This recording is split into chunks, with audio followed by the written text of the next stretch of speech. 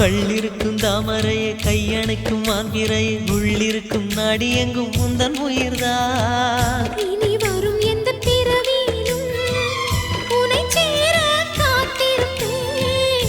விழி மூடும் இமை போல விலகாமல் வாழ்ந்திருப்பேன்.